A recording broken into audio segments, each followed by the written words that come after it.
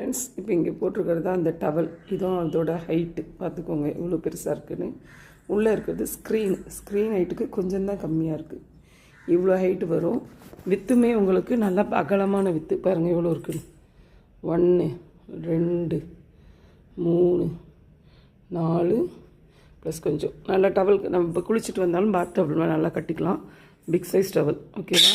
வேண்டவங்க booking போட்டுக்கோங்க. Thank you.